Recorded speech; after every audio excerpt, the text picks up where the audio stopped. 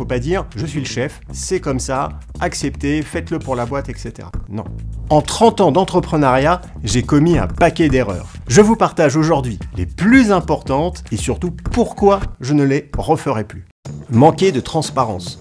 C'est facile de venir partager les victoires, d'expliquer qu'on a signé un gros contrat, que tout va bien, qu'on a fait une levée. Mais si on fait ça, il faut aussi partager les difficultés, il faut aussi partager les échecs. J'ai pu voir à quel point le manque de transparence pouvait créer des situations toxiques et difficiles. Si on garde un espèce de brouillard autour de soi, alors que l'entreprise ne va pas très bien, eh bien c'est la rumeur qui va commencer à prendre la place de votre parole. Et là, vous allez entendre des histoires abracadabrantes. Vous allez vous apercevoir que c'est la catastrophe, que plus personne n'est engagé, que tout le monde réfléchit peut-être au prochain poste, de partir. Il faut vraiment garder la main sur la situation, il faut expliquer, il faut être transparent. S'isoler de ses équipes. Au début des années 2000, j'avais une entreprise qui fonctionnait bien, qui a eu beaucoup de croissance, donc on a déménagé. On a pris des nouveaux locaux magnifiques, avec plein de places, et surtout, au 5e étage, un magnifique bureau pour moi, avec une très belle terrasse. Sauf que, au bout de quelques semaines, j'ai commencé à voir que je perdais le contact avec l'entreprise, qu'il y avait des choses qui se passaient, j'étais pas tout à fait au courant, je n'avais plus la main sur le pouls de la boîte. Je me dis mais qu'est-ce qui se passe? Pourquoi est-ce que ce n'est plus autant fluide? Je me suis aperçu que je m'étais isolé. Il fallait monter les escaliers pour venir me voir, j'avais une porte qui était fermée, c'est intimidant, et donc les salariés, les collaborateurs venaient moins me voir,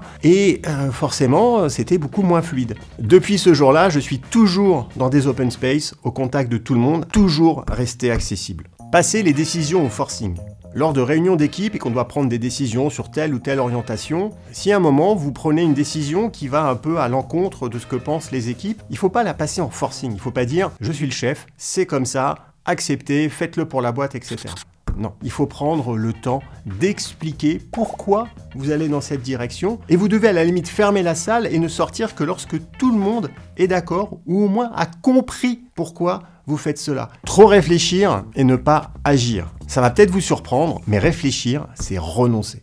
Un entrepreneur qui se pose trop de questions va jamais faire le premier pas. Il va toujours attendre d'avoir les réponses, il ne les aura pas et quand bien même il les aurait, alors elle ne résisterait pas à la réalité du marché. En 2013, lorsque j'ai croisé la route du Bitcoin et que je me suis dit que je devais absolument entreprendre dans son domaine, il se trouve que je n'avais pas d'idée de projet, j'avais pas de business model, j'avais pas de business plan, j'étais juste persuadé que ce qu'il fallait faire, c'est être dans l'action et donc ouvrir un lieu et faire en sorte que tout le monde vienne pour pouvoir créer des étincelles, créer des opportunités. Et toutes ces opportunités ont donné lieu à la création de Ledger, qui est aujourd'hui une des licornes françaises. Il y a trop d'entrepreneurs qui viennent me voir en me disant « Ah, je sais pas ci, je sais pas cela, comment est-ce que je peux faire ?» Et ma réponse est toujours « Attends, arrête de te poser des questions, va sur le terrain, tu fais, tu verras bien, n'aie pas peur de l'échec, de toute façon, il faut y aller. »